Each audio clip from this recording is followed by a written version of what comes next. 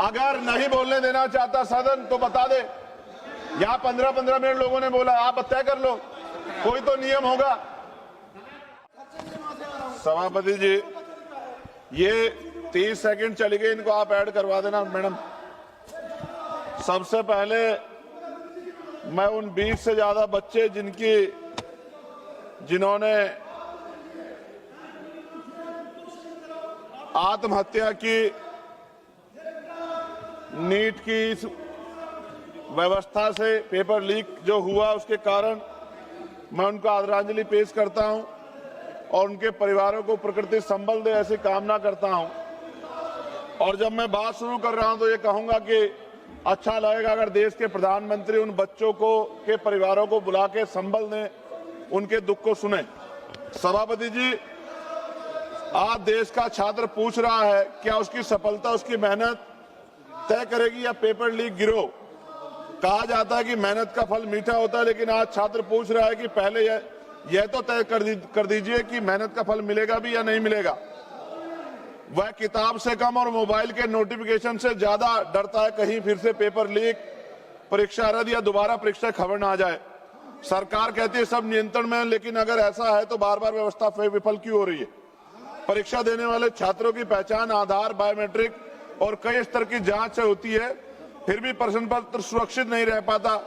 यदि लाखों छात्रों की पहचान सुरक्षित की जा सकती है तो प्रश्न पत्र की सुरक्षा क्यों नहीं की जा सकती। पिछले कुछ वर्षों में NEET, UGC NET, CUET, JEE, UP में UP police constable, UP PCS, UP TET के पेपर लीक हुए हैं और तकनीकी गड़बड़ी, परीक्षा रद्द, मूल्यांकन विवाद और ओएमआर और स्कैन कॉपी से जुड़ी शिकायतों ने लाखों छात्रों का भविष्य बर्बाद किया।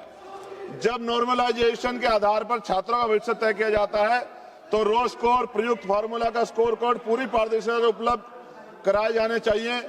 चयन के गणितीय प्रक्रिया गोपनीय रखने का कोई औचित्य नहीं है। पारदर्शिता विश्वास पैदा करती है, जबकि गोपनीयता संदेह।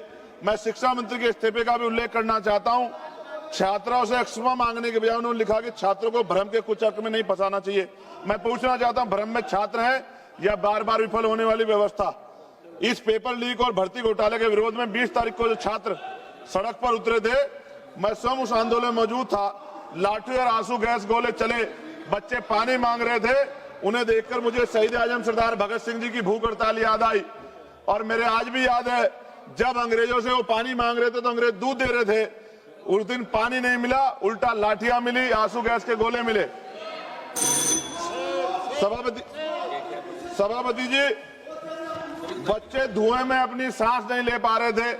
मैं सरकार का धन्यवाद करूंगा कि सरकार ने इतिहास में अमर होने के बहुत करीब पहुंची। सरकार बस जनरल डायर की तरह गोलियां नहीं चलवा पाई, लाठी चली, आंसू गैस के गोले चले, पैलेट गन चली, बिहार में तो AK-47 चली, करंट लगाया गया।